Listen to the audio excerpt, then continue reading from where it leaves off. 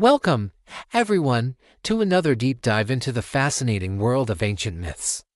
Today, we are tackling a topic that has sparked quite a bit of confusion among mythology enthusiasts, Cronus and Chronos. For those of you who are just listening and not watching the screen, I want to clarify right away that these are two different spellings: Cronus with a U for the Titan, and Chronos with an H for the primordial deity. They refer to two distinct figures in Greek mythology, but as we'll explore, their stories have overlapped and merged in intriguing ways over time. Whenever I bring up Cronus in my discussions, I typically describe him as the Titan associated with time and the harvest. And inevitably, I get questions or comments from viewers asking if I am mixing him up with the primordial deity Chronos, who is also linked to time. My response is always straightforward: no, I'm not confusing them at all. But I completely understand why the mix-up happens. It's a common point of bewilderment. So, I figured it's high time I dedicated an entire video to clearing this up. In this episode, I'll explain the differences and similarities between these two entities, or at least attempt to unravel the tangled threads of ancient lore. We'll dive into their origins, roles, and how historical and religious shifts have blurred the lines between them. To start, let's recall the basics that most of us already know from standard Greek mythology. One is a Titan, a member of that powerful generation of gods who came before the Olympians. The other is a primordial deity, one of the very first beings to emerge from the chaos of creation. But the real distinctions and the sources of confusion stem not just from their titles, but from the evolution of Greek religion itself. You see, Greek mythology wasn't a static set of stories handed down and changed through the ages. Instead, it varied by region, era, and even by specific religious sects. There were multiple interpretations and retellings, each influenced by local beliefs, philosophical ideas, and cultural exchanges.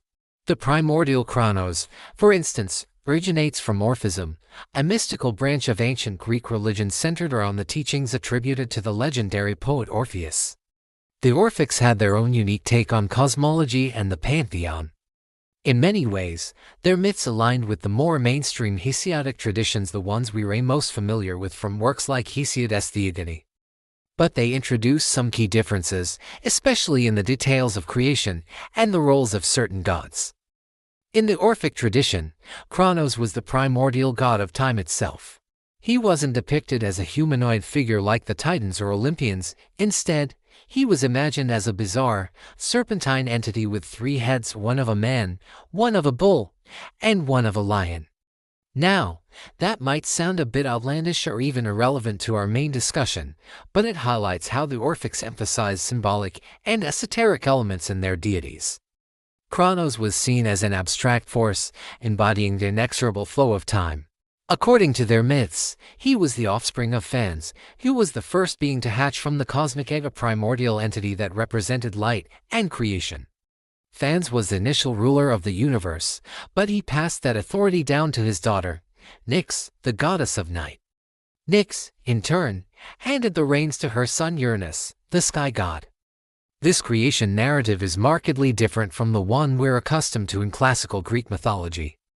In the standard Hesiodic account, chaos gives rise to Gaia, Earth, Tartarus, Eros, Erebus, and Nyx, and from there, the generations unfold with Uranus as Gaia's son and consort.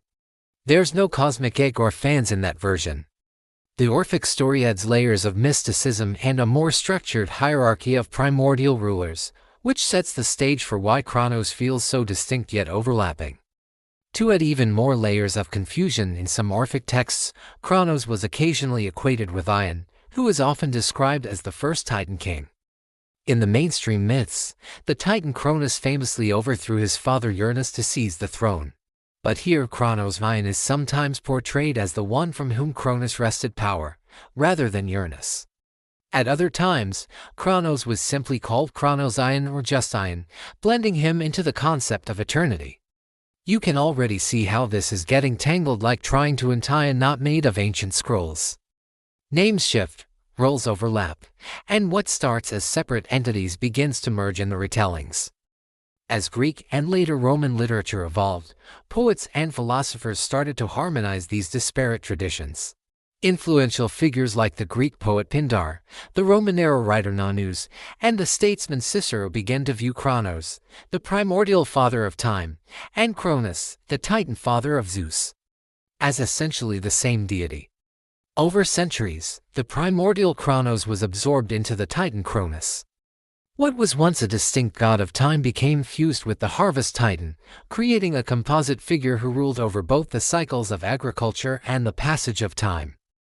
Meanwhile, the pure concept of eternity was reassigned to Ion as a separate personification, distinct from Cronus. So, when I or many other mythology buffs refer to Cronus as the Titan of time, it's not a mistake or a confusion with the primordial Cronos. Rather, it's a reflection of how these myths evolved. As Orphism waned in influence and was gradually phased out or integrated into broader Hellenistic and Roman beliefs, the two figures essentially became one in the popular imagination.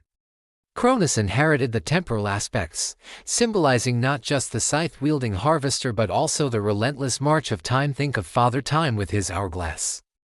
A later cultural echo of this merger. Let's not overlook the historical context here. The oldest surviving accounts of Greek myths come from the Mycenaean civilization, dating back to around 1600 to 1100 BC. In their pantheon, Poseidon was the chief deity, the head honcho ruling over everything, not Zeus. But as Greek society advanced through the Dark Ages and into the Archaic period, these ideas were adapted, expanded, and sometimes discarded. Poseidon became the god of the sea, earthquakes, and horses, while Zeus ascended to the throne of Olympus. No one today commonly refers to Poseidon as the ruler of the gods because those Mycenaean beliefs were dissolved into newer iterations of the religion. Similarly, the Orphic Cronos faded, his essence blending into Cronus, if you're someone who insists on strictly distinguishing between the Titan Cronus and the primordial Cronos. That's perfectly valid, but it raises some interesting questions about consistency in mythological interpretation.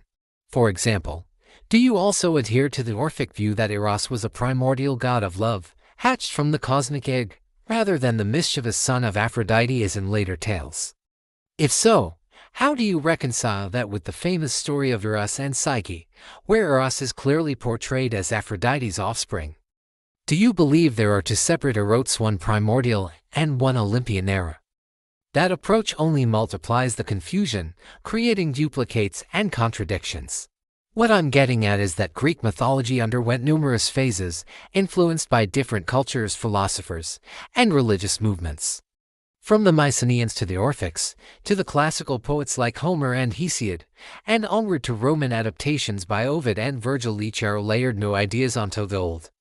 If you try to cherry-pick elements from various periods and force them into a single, cohesive narrative, you often end up with an even bigger mess. Greek mythology, even in its most polished forms from the classical period, is already full of inconsistencies, gods with multiple origin stories, conflicting genealogies, and regional variations. It's like a grand, sprawling epic that's been edited by countless hands over millennia. Sometimes, it's simpler and more practical to accept that beliefs changed over time. Certain gods and goddesses were forgotten, reimagined, or merged into others to fit evolving worldviews. Cronus absorbing Cronos's temporal domain is a prime example of this syncretism, the blending of religious ideas. It reflects how ancient Greeks and Romans adapted their myths to philosophical concepts, like the Stoic emphasis on time and fate, or agricultural cycles tied to seasonal changes. In conclusion, is Cronus the Titan god of time? Yes, absolutely, in the synthesized version of Greek mythology that has come down to us. But of course, he's not the only deity associated with time. Just as there are hundreds of gods linked to the sea beyond just Poseidon, or to death not solely Hades, time has its share of divine representatives. Think of the Horae, the goddesses of the seasons, or Kairos, the personification of opportune moments, or even Ion for eternity. Neither the merged view nor the distinct one is inherently incorrect. It simply depends on which mythological tradition you subscribe to or find most compelling. I hope my humble attempt at explaining this with my tiny chimp brain piecing together these ancient puzzles has made things a bit clearer for you. Or maybe I've just added to the confusion. Mythology has a way of doing that. Either way, I'd love to hear your thoughts. Do you see Cronus and Chronos as one and the same, or do you prefer to keep them separate?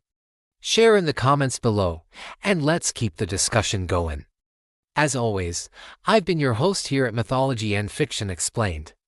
If you enjoyed this video, don't forget to like, subscribe, and hit that notification bell for more deep dives into myths, legends, and fictional worlds.